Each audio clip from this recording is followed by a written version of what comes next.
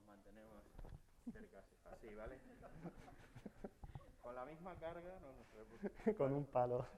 So I told Miguel to send me a mini CV, a mini curriculum, and he sent me a mini CV, so it's perfect. So there are 3 points in his scientific career, and let me tell you these 3 points.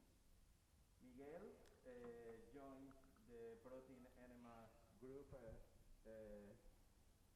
at the Rocasolano Institute in 2011, and here he got his PhD degree under the supervision of Douglas Lawrence and Carlos Gonzalez, and he studied amyloid forming proteins whose aggregation is a hallmark of neurodegenerative diseases, using a combination of both theoretical and experimental approaches. After finishing his PhD here in the Rocasolano, he went in 2016 to the group of Victoria Gómez at the Instituto Regional de Investigación Científica Aplicada in Ciudad Real.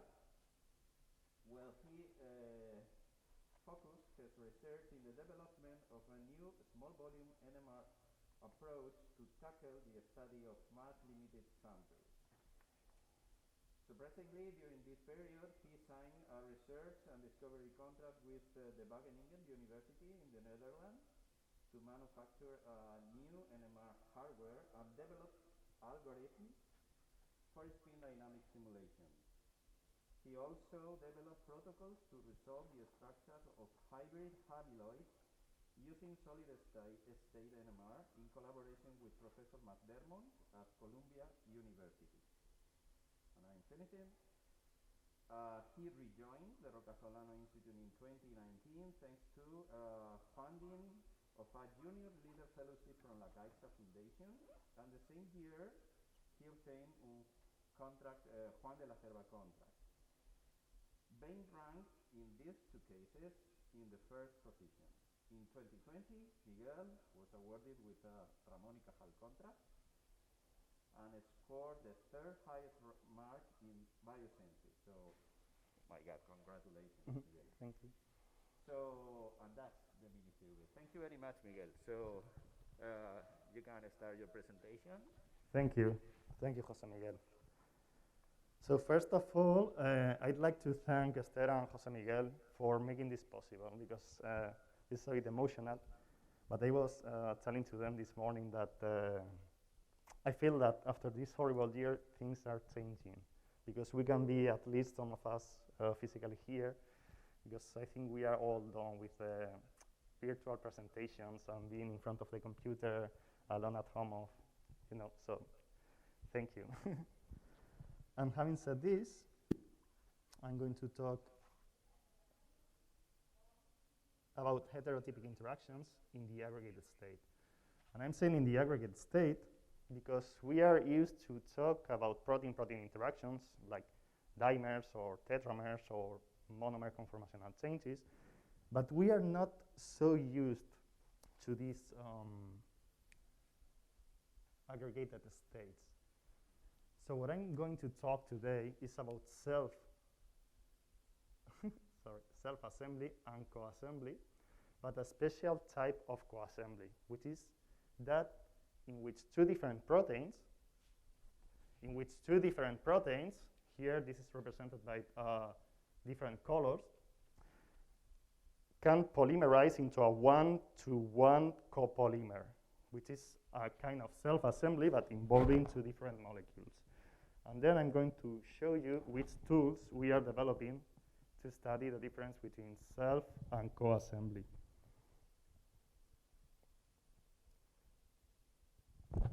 So self-assembly, I think we all somehow use it in our labs. For example, I think that when Juan de la Figuera put atoms on surfaces, he's somehow doing self-assembly. And also if you type in the Nature portfolio, well, if you type about self-assembly, you can see the definition here. Is the process by which, sorry, this is not working. But you can see the definition on the first paragraph is the process by which an organized structure is spontaneously formed from individual components, right? This is what we have in mind about self-assembly.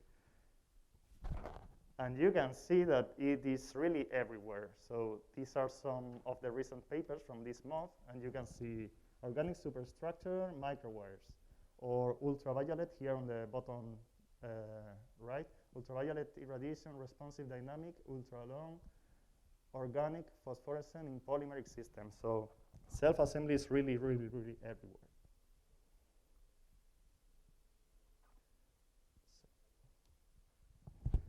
But the type of self-assembly that I'm going to talk today is self-assembly in amyloids.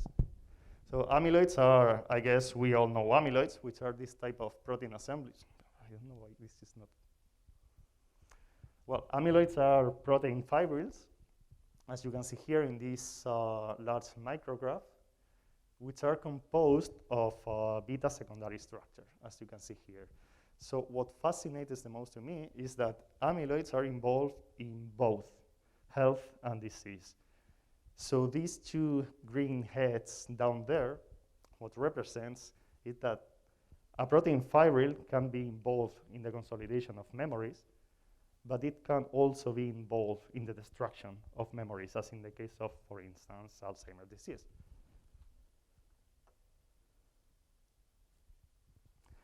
So as you can imagine, there was a great interest in understanding what is the basis for the formation of these species and what can distinguish functional from pathological amyloids. And this comes in 2005 when the amyloid fold was solved using crystallography. As you can see here, the amyloid fold consists on a large beta sheets in which all these strands are parallel, and two such sheets packed against each other in an antiparallel way. So they don't leave any space for water to come in, and the contact area is called a dry interface. So as you can imagine, you can play topologically with these beta strands and do all the permutations, and you have 8 topological possibilities. So 2 years later, after they solved this amyloid structure, they found out these 8 possibilities. They couldn't find experimentally all of them. For instance, if you go here to class 5, class 5, they say not observed yet, and class 6, they said not observed yet. But for most of them, it is possible to crystallize these topological forms, right? So once we know the amyloid fold, we can see what are the features in health and disease-related amyloid, but we could also use them for biotechnological purposes because it is a self-assembly system. So Rafa Giraldo said, okay, so we can have this class 1, which I can decorate with flanking domains, and they would perfectly fit, but this would not be the case with class 5. Also, the group of Salvador Ventura in Barcelona makes a lot of funny games with functionalizing amyloids, because you can add here in this figure in the bottom, you can add a functional domain. So when it self-assemblies, you have like a high concentration of your functionalized material. But this is not entirely true, because with the development of solid-state NMR methods, it was possible to solve amyloid structures that doesn't form crystals, that cannot be crystallized. And this showed that the amyloid fold is not just about the 8 topological possibilities that we see up there, but that there are more complicated folds. So this is illustrated here with some other structures that are solved either by solid-state NMR or by cryo-EM. And as you can see, this is more than just those 8 topological properties. So this, on the one hand, complicates our efforts to understand physiology and pathology and to create biotech amyloids. But on the other hand, it's also opening opportunities, as I will show here. For example, one feature is that the same protein, as you can see here, A beta, can form very, very, very different amyloids. And when I say very, very different, it is actually very different, because if you see this residue in red, it is forming part of a dimer of the dimerization interface, but in the other fold in blue down here, it is buried within the monomer. So just imagine that you can put a residue that is, for instance, sensitive to pH changes, and you can trigger with the same protein sequence 2 different structures for different purposes if you are pursuing the functionalization of these amyloids. But this also have the bad thing that these different forms are associated with distinct pathologies. So for instance, as you can see here in the first piece of paper, structural variation in amyloid fibrils from Alzheimer's disease clinical subtypes. Or the second one, TDP43, shape shifts to encipher FTD severity. So this really, really, really complicates the entire scenario with respect to both functionalizing or to creating amyloids. So what we need tools to really understand what's going on here. So how is encode the information within a protein sequence to drive the formation of one final structure over other. So this is the paper that changed the way I envisioned amyloids. And I remember at the time that I was seeing this, I ran into Enrique Lomba's room to ask for computational tools to study the growth of these fibers. What I'm showing here in red is a protein which is labeled with one fluorescent proof with another fluorescent protein. So what you can see here is that you have an aggregate. That's an amyloid, right, in red. So if you add soluble protein labeled in green to that protein, the fibril elongates. So this is what is written here in blue. These proteins were capable of growing unidirectionally from the seeds. So this was great, but this was, as you can see here, retrieved from figure 7. This was in the main figure of the paper. But in the supplementary figure, and I was really surprised that they hidden this in the supplementary material, they showed that 2 different proteins colocalized within the amyloid fibrils. And it was like really, really hidden, and in the paper they didn't mention too much about it, but I was really fascinated because this is clearly a copolymerization. If you remember the first slide, we were talking about self-assembly or co-assembly. And this is what they wrote. They said, interpreted most simply, these images appear to reflect amyloid-like polymers composed of heterologous protein. So they mentioned heterologous. But then they said, the classically studied polymeric fibrils of eukaryotic cells, including active microtubules and variation forms of intermediate filaments, are homotypic in composition. So here we're talking about self-assembly. As such, it is with caution that we offer the tentative conclusion that amyloid-like fibers polymerize, they might be heteropolymeric, right? So they are saying that you have heteropolymeric fibrils, but it was everything hidden in the supplementary material, and this was really funny. So they said, although additional studies will be required to properly evaluate these provocative observations, the results of this study offer compelling evidence that these proteins are capable of forming heterologous polymers, right? So this is pretty much, going back to the first slide, when I was telling self-assembly is this situation where you have the same protein growing from seeds. And co-assembly would be this other situation when 2 different proteins colocalize within the same fibril. So the point is, are these proteins down here really forming this type of 1-to-1 copolymer? Is this possible? So here you see a kingdom beyond the rib, because rib means rest in peace.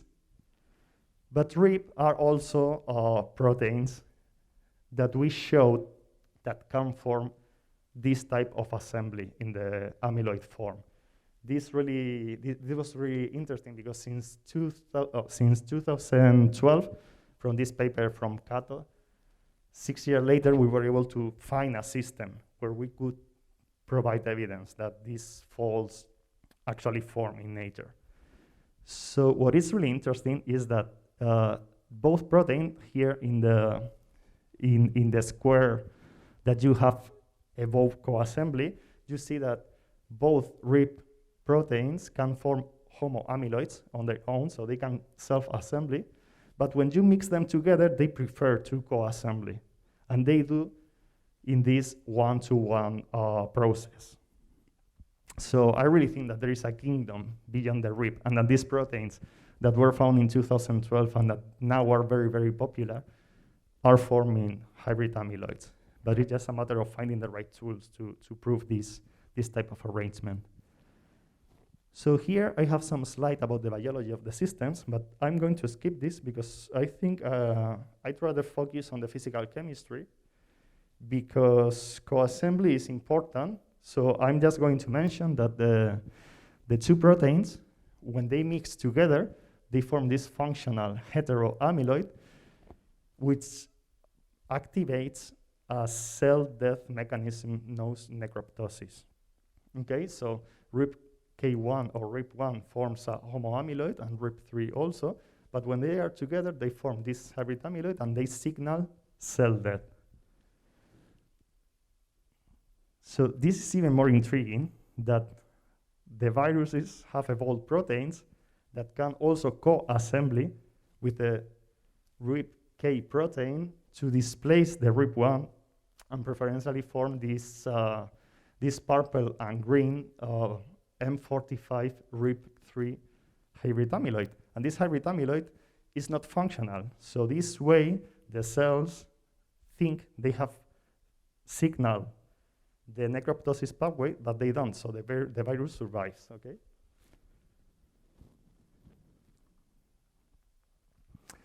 So now that I have introduced you the RIP1, the RIP3, and the M45 systems, and I think that we can understand this concept of conformational multivalency, which would be how a given sequence has the information not only to self-assembly or to self-assembly into distinct final structures, but also to co-assembly.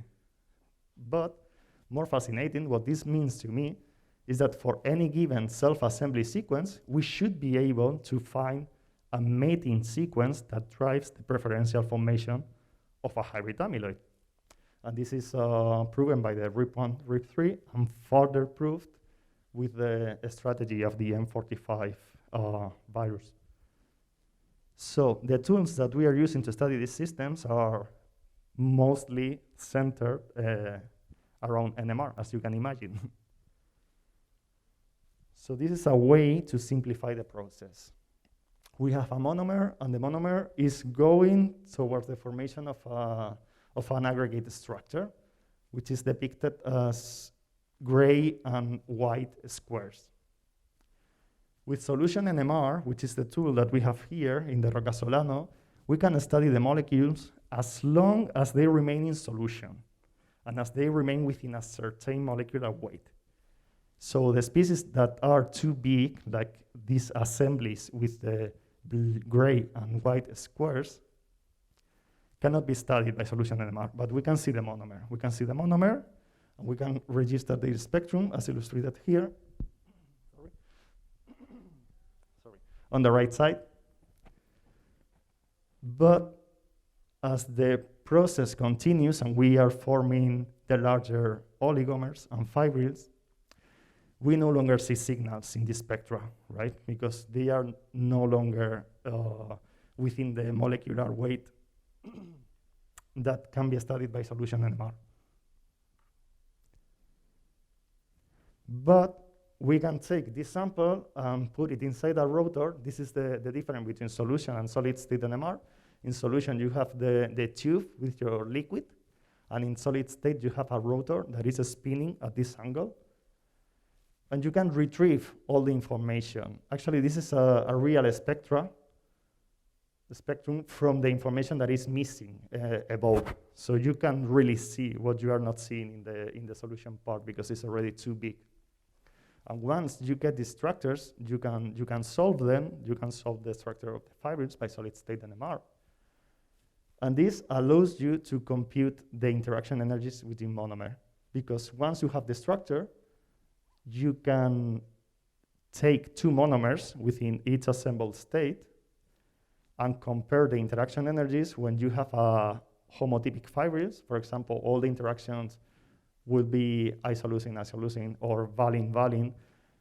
And then you can take the heteropolymeric fibril and compute the interactions between the different residues, because in the heterofibril you have alternating molecules, so you can compute the interaction between isoleucine and valines. So with all these, you can rank and score the preferences for the interactions and create what I call M glossary, or a glossary of molecular interactions.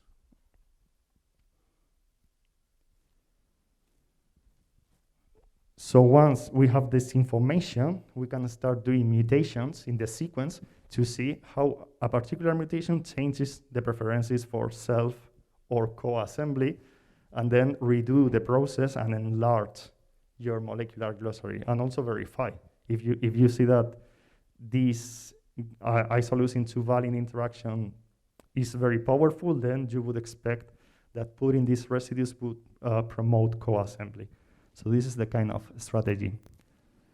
But as you know, we don't have solid-state NMR yet here in the CSIC. So we have to exploit what we can do with solution NMR. And the thing is that the process by which the monomer incorporates into the fibril in this square up there is actually an equilibrium process. So you have the monomer, and the monomer incorporates into the fibril, and then is released back to the solution.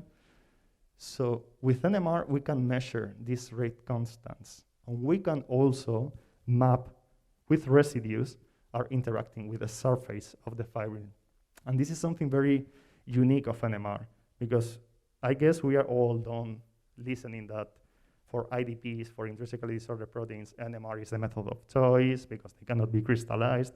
But I think NMR is more than just going for the IDP, because it allows you to study these kind of complex processes.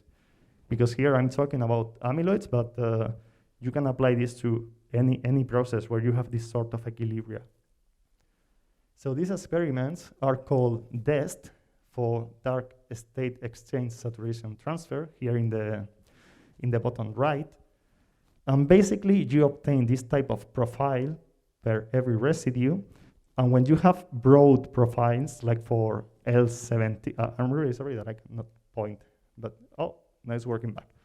So when you have these broad profiles, this means that this residue is interacting with the surface, while this one in the N-terminal part of the protein will not be interacting with the protein. So this gives you a lot of information. So now going back to our molecular glossary, where we do systematic mutations to test the preferences for self or co-assembly, now we can design the mutation with predicted K-on in addition to interaction energies. But the bad thing of DEST is that they take over 1 week. So if this process occurs within 2 days, you just don't have the time window to perform your experiment, and you have to go to solid-state NMR to solve the structure. So what we are doing is developing tools to accelerate this experiment so that this can be performed in 2 days. But I'm not going to show you this, but another approach that we are using, which is also based on faster experiments, which is the development of what we call, well, you can read it down there, Primo. The names comes from my primo, but that's another story. In this experiment, what we get is a curve for every residue, and we have values that are around 1. So for those residues that are directly interacting with the fibrils, they have a value in the y-axis greater than the unity. So this provides a straightforward way to measure which residues are involved in interactions, and these experiments are really quick. So you can perform them in 1 day, which is a great of time saving with respect to the DES experiment that I showed. But there is another approach, which is not only to conduct faster experiments, but also to control the assembly. And one way to control the assembly is to put some pressure in your NMR tube, because that way you make all the monomers going together and you can accelerate the fibril process. So here, if I can, well, in the right below where it is written pressure to provoke assembly, you can see the intensity over time. Black dots are represents decaying intensity because the sample is aggregating. So in solution NMR, you can only see the monomer that remains in solution.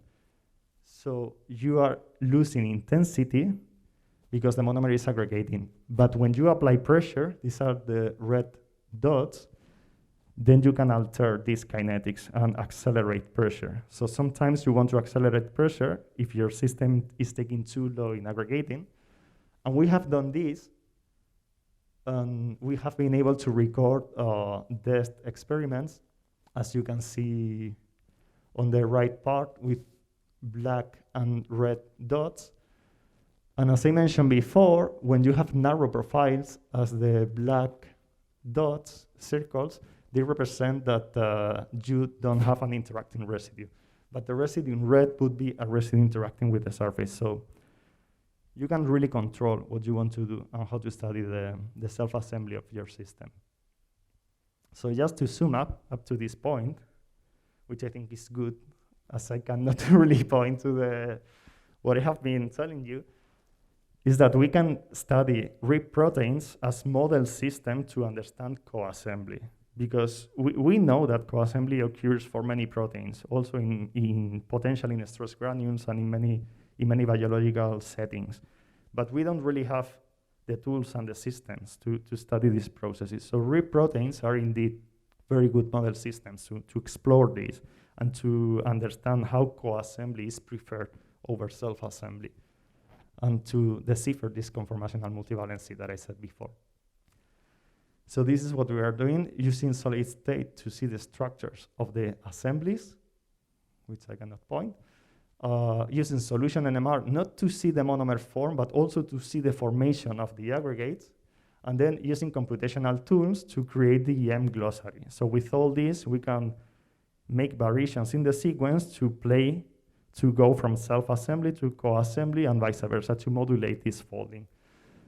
Also to say that these proteins are chosen because they activate this mechanism of cell death called necroptosis. So they have a very biological interest, but we are not talking about that today. So if you remember, now that I'm saying conformational multivalency, as this ability of a sequence to form different aggregates, polymorphism can be seen as well as an alternative type of conformational multivalency, right? Because a same sequence under different conditions can end up in a different assembled structure. So using the same logic, this would be represented here in the upper right square. We can envision that the monomers are incorporating into different assembled structures.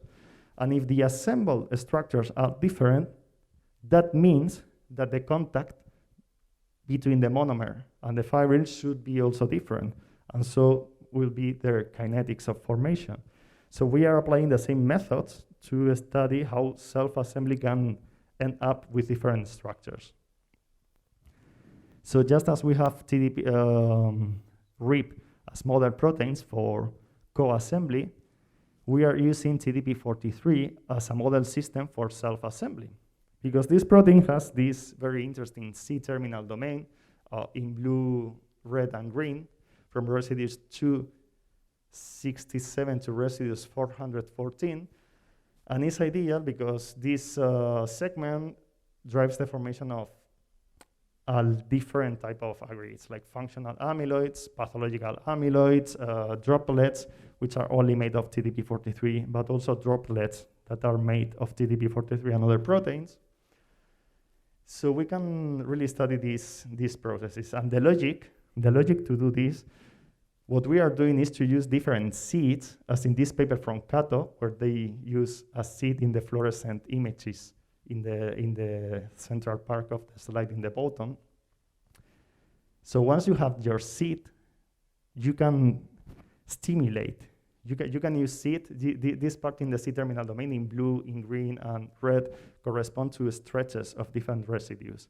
So you can use the part that corresponds to the red thing to stimulate the formation of a final structure, or the part that corresponds to that in green to promote the formation of a different structure. This is what I'm illustrating here in the bottom right squares. What we have TDP43 monomer, seeds of A. So you promote that the monomers of TDP43 convert to the conformation of the seeds of A, and you can do the same for seeds of B. And I'm showing that this is really easy to do. Here, for example, we are adding two different seeds here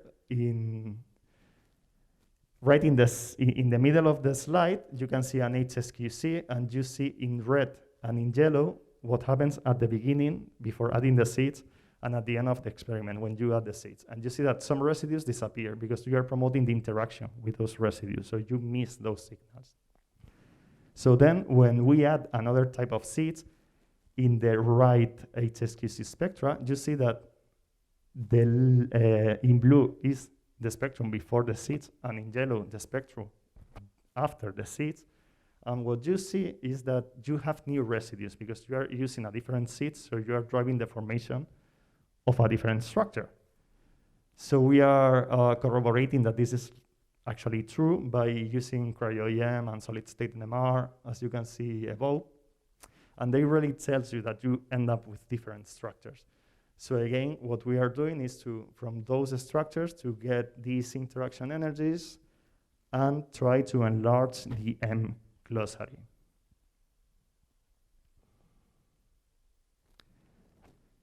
So to sum up down to this point, and then I will start the very last part of the talk, we have the RIP proteins to study self and coassembly, and TDP43 to study self-assembly as well, because this gives us a chance to understand the conformational multivalency in different contexts. What we want to do at the end is to intendedly provoke one-to-one coassembly, because the idea is that we will understand self-assembly, how one sequence forms one structure or other, if we can control coassembly. So we are starting from coassembly to end up understanding self-assembly.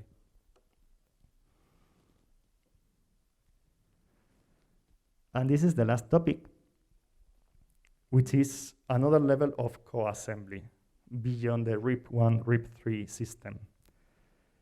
So this is another way to visualize the situation. We have the seeds of one protein, and then we have the same protein in blue, or a different protein in green. And these two proteins will compete for incorporating, because up to this down to this point, I have been talking of interaction energies, which is the thermodynamic control of the final structure, right? The interaction energies.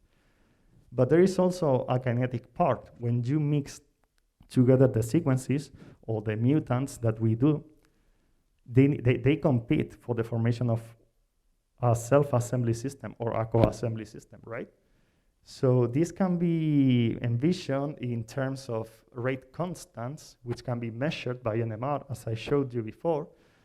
So the idea would be like, in the case of self-assembly, you would have the rate constant for the blue monomer incorporating into the blue seed, that is self-assembly, would be dominant, would be greater than the rate constant for the green monomer to incorporate into the other seed.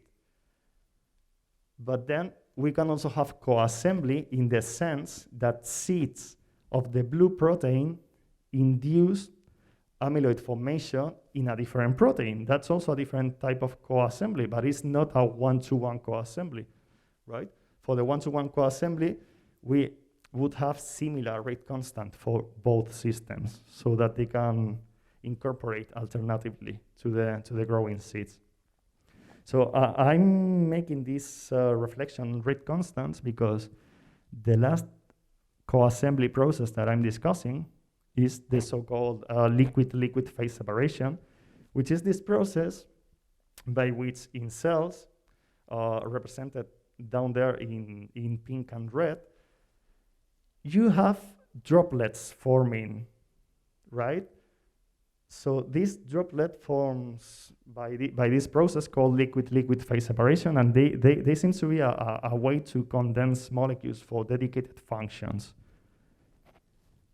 But this, what I'm showing here, is actually intendedly provoked. So you can add light, and if you irradiate it with light, you can trigger the formation of these droplets. And as you can see in the pictures in black and gray, you have these dots that are increasingly forming as the light stimulus continues. So at the end, you end up with a lot of droplets. But those droplets are actually amyloids. So in the beginning, you have the formation of a self-assembled or co-assembled system, which is dynamic, is reversible, monomers enter in the droplets and then come out to the solution. But then as the light stimulus continues, the things start getting more rigid. And at the end, if you don't switch off the light, everything is aggregated irreversible. And they form, oh, no, this is working, this is so fun. And they form amyloids. So somehow we end up with amyloids starting from droplets if the stimulus continues. So the strategy to do this is called Optogenetic Tool, and what you do is to add here a light-sensitive domain that self-assembles upon light irradiation, and this is fused to your favorite droplet-forming protein. So you can control the formation of droplets. So if we stay in the representation of the KAs, of the rate constants, we can envision the process as this. You have in gray, in the bottom part, you have in gray with a gray circle, that would be the light-sensitive domain. And the gray lines would be the droplet-forming domain. So you fuse them such that when you switch on the light, they self-assemble and form a droplet. So then, if you don't switch off the light upon continuous light irradiation, they end up with hardening and this rigidification and form the amyloid fibers.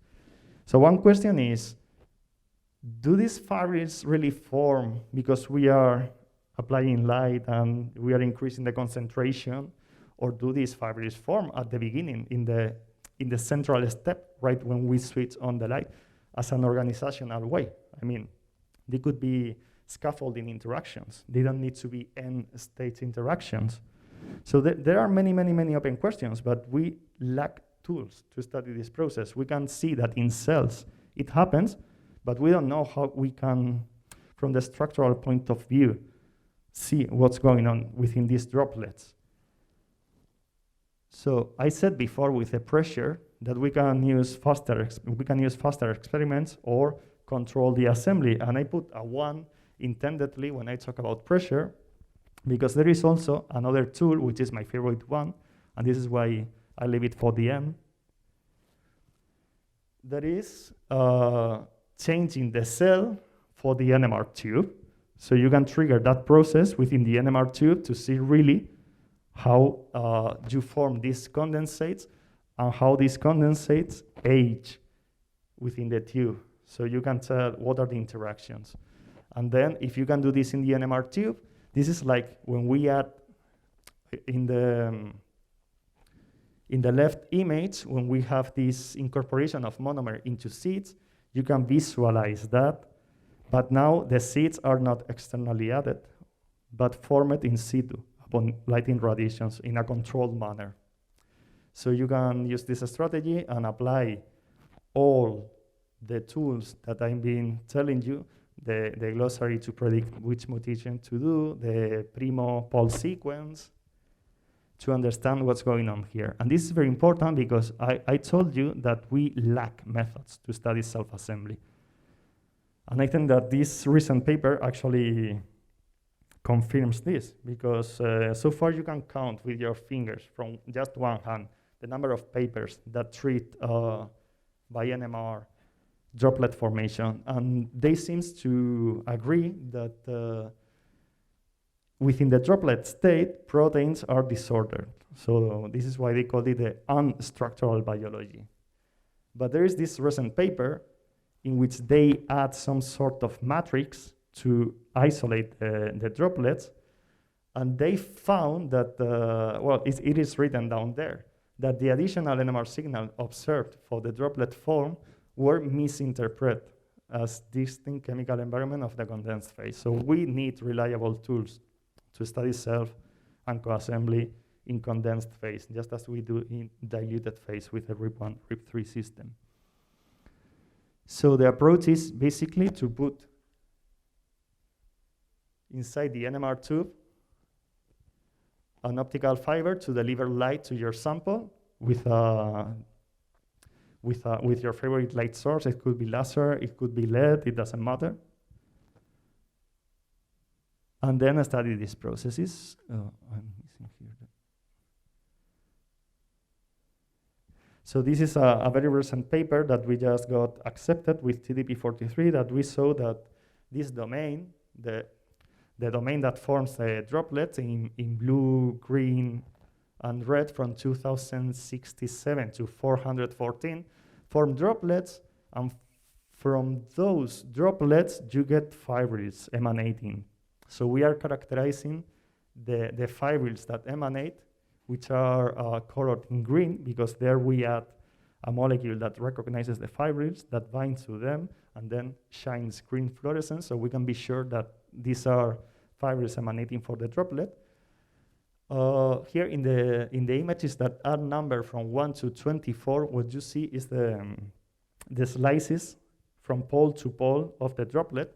So you can really see that the fluorescence is in the droplet solvent interface and not in the droplet interior, okay?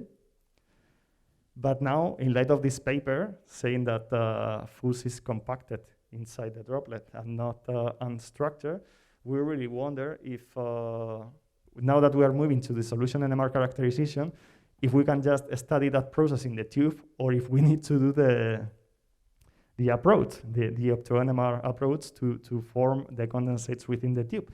So this is what we are going to do. We are fusing TDP43 with a light-sensitive domain. So when we irradiate the tube, we form the droplets, and then we can study the incorporation of TDP43 within actual droplets. Because what we are studying up there, we thought it was the incorporation within droplets, but we are no longer sure in light of these papers that are saying that we lack these tools. So there is another advantage of using this approach, and is that when you irradiate your NMR tube, you get a boost in the NMR signal. If you look at the small signal labeled as 6, you have a very tiny peak, but when you switch on the light under certain conditions, which are written in the other corner of the slide, you can get that boost in sensitivity. So for these processes where you have very small populations which are in exchange with the assembled form and the free form, you can detect them more sensitively. This is the last slide. This is the setup of the Opto NMR system, which is how I call this light irradiation in the system. You can see here on the picture on the left side that the fibril is shining because we are irradiating with blue light inside the magnet. And you can see here with a video.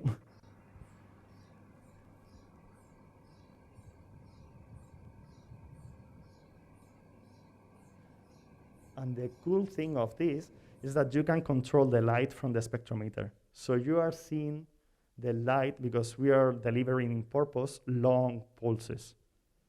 But actually we can do very, very, very short pulses that you cannot even see because we can control it from the spectrometer. We can use a TTL signal to activate and deactivate the light source.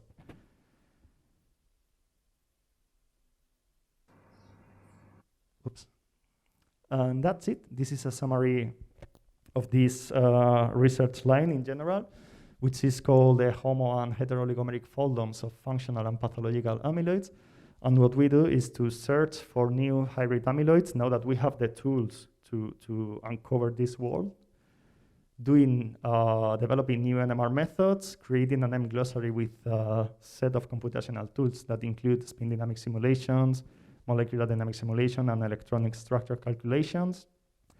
We are looking at transition from disorder to condensed to fibril, but formed in situ within the NMR tubes so that we can have absolute control of the process. And we are trying to do intended one-to-one coassembly. That is taking one sequence, and after doing all this round of experiments, say, okay, now I know why you adopt these different forms, so now I know how to target you to form a one-to-one coassembly forms. So this sounds like very fundamental knowledge, but it has a lot of applications. For example, we have seen that different polymers are associated with different pathologies. So this way you can selectively target a specific conformation. And this is just to show that we have the NMR data is just to reflect that we have managed to work with systems under the right conditions to conduct high-resolution studies. Because here you have RIP proteins, a mixture of RIP proteins, and they are very hard to produce in solution. You don't have problems to work with them in the solid state. But now for the first time, we are able to characterize them in solution. So we can do all these experiments on the right part of the slides on the stacked, on the three stacked plots. And of course, we are also exploring the possibilities of signal enhancement using the Opto NMR approach as a side effect of studying the condensed form. And just with that, I'd like to thank all the people involved in this project. This is a well, I put pictures because I think it's nice to see pictures where we were without the face masks close together.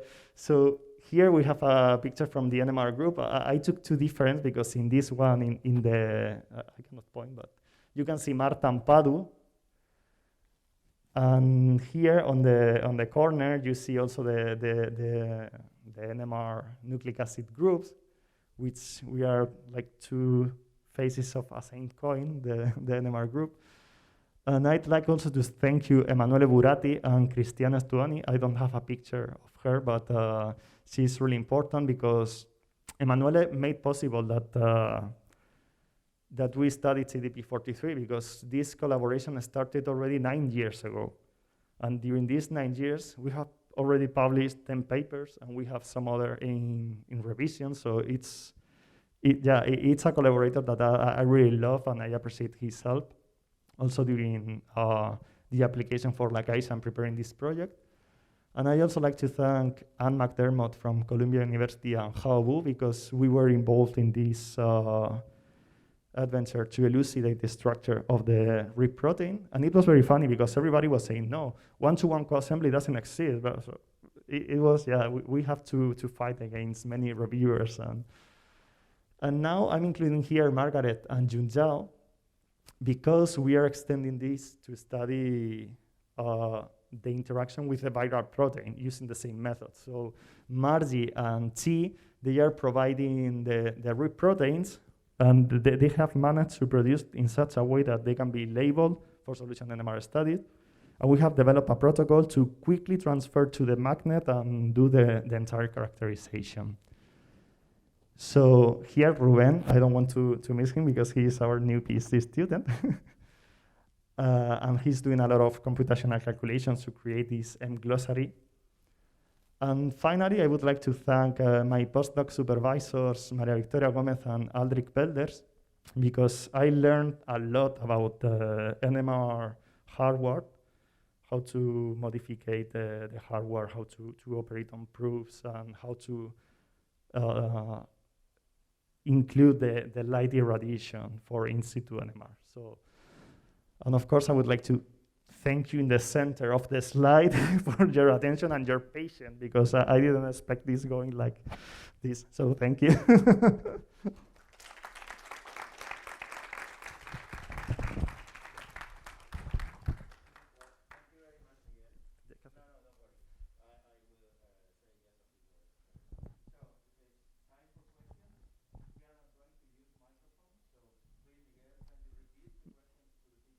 Mhm. And I hope that we can hear the questions coming from you. So please, Ima. Thank you very much. I hope so. No, I don't mind. No, please, go ahead. Well, first of all, thanks a lot for the talk. Very interesting. I have a couple of questions that maybe they are known by everyone, but sorry if that's the case. So one thing that triggers my interest is how does the UV light trigger self-assembly? That's my first question. And the second one is beyond understanding this self-assembling at the atomic level, high resolution level, and you can see that you can also in a way control, and depending of the sequence, you can have a different assembling. Do you see any applications of biopolymers to this spectrum? Yeah, so the first two questions, the first question is how light-driven assembly is triggered with a light irradiation. So for that, you use a light-sensitive domain, which are commonly found in plants, for instance. So these domains themselves, in isolation, oligomerize. They self-assembly when they sense the light, because they suffer conformational changes that enable self-association. So the idea is that if you fuse your protein to one such light-sensitive domain, then when the domain is self-assembling by light irradiation, you are getting in close proximity your droplet-forming or condensate-forming molecules, and this close proximity enables that the droplet is formed. And the second question was if this self-assembly or co-assembly, if I got it right, control that we intend to achieve, is if that can be used for to engineer biopolymers, right? Yeah, absolutely, yes. This is actually what Rafa Giraldo is doing a lot of work in this direction, which is to use the self-assembly capabilities of bacterial amyloids to deliver biotechnological amyloids. So yes, this is something really. That's why I didn't enter into the biology at all, because I don't want to make these two focus on this is to understand necrosome formation, but just broadly about self-assembly.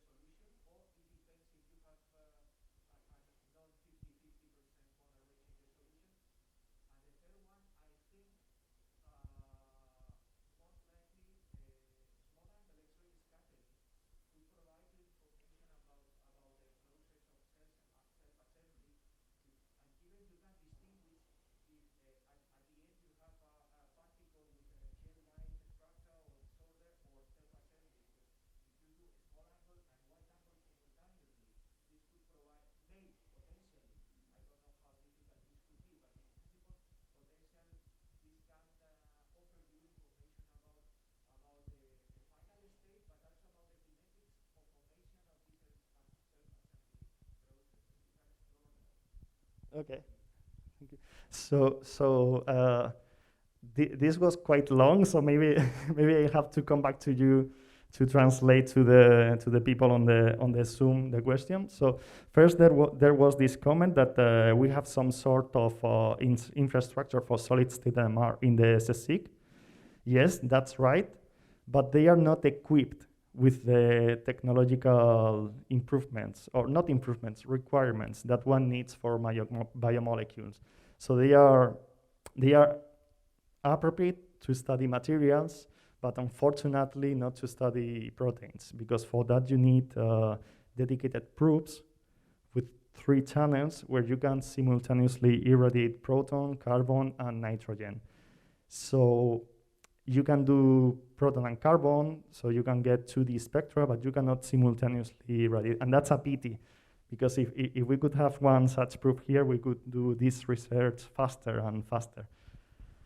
So then the first and second questions, I think they are related because they are about time constants, rate constants. What is the order of magnitude of these rate constants, and how they change, if I'm right, when you alter the molar concentrations, right?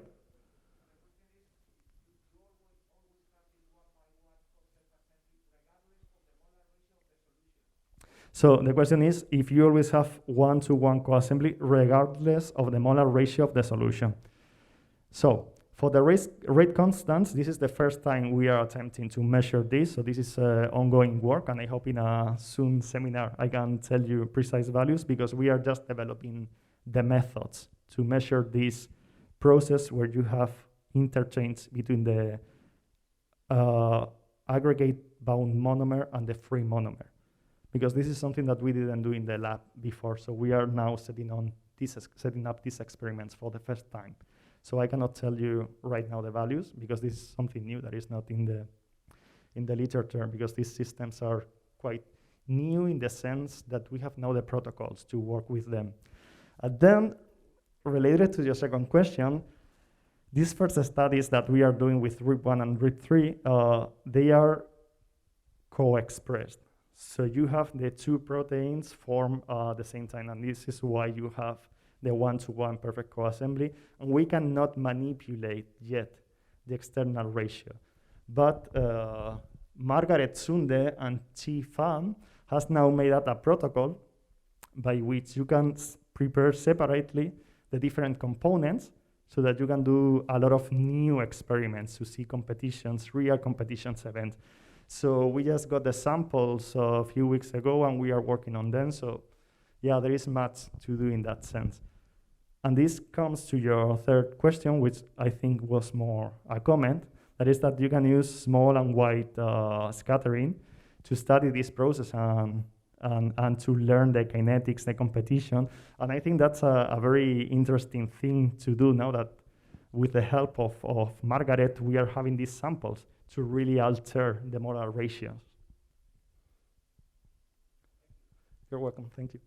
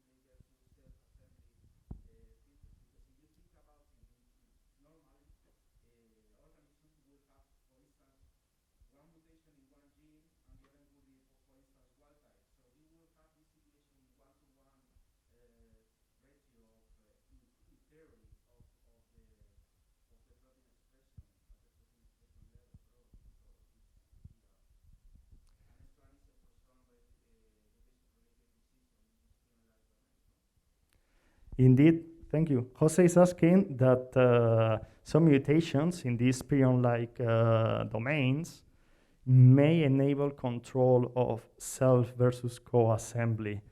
And if there is something in nature that we know that is reported to happen. And this is actually a very interesting question, and I think that this is at the heart of all this, because in this, I don't know if I can go to the, I think I can, yeah. In this paper that I said that called most my attention when I was doing my thesis, so one thing that they do in this supplementary figure is actually to use mutations of FUS.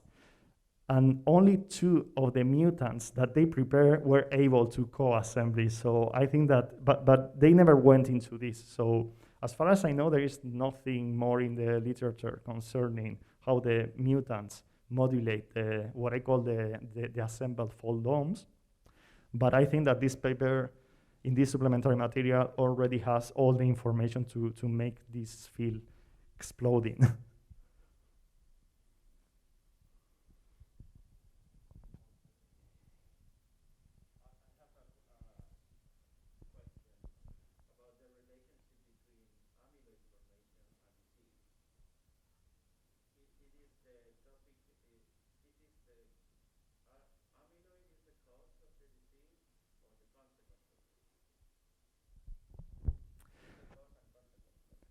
So Jose Miguel is asking about amyloid and disease, if amyloid is the cause of the disease or a consequence of the disease. And I think that we don't have a question for that because everything is so heterogeneous. Because as you can see, your favorite protein can form droplets and potentially amyloids.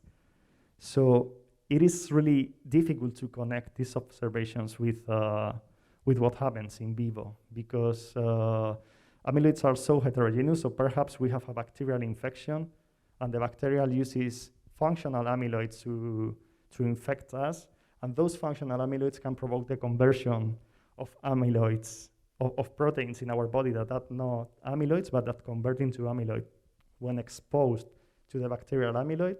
So there are like many hypotheses, and I think that it is not something general that we can say. Maybe in some cases amyloids are the cause of the disease, but maybe in some other cases are a side effect of the disease. So I think that you would have both of them given the widespread nature of amyloids in the human biology.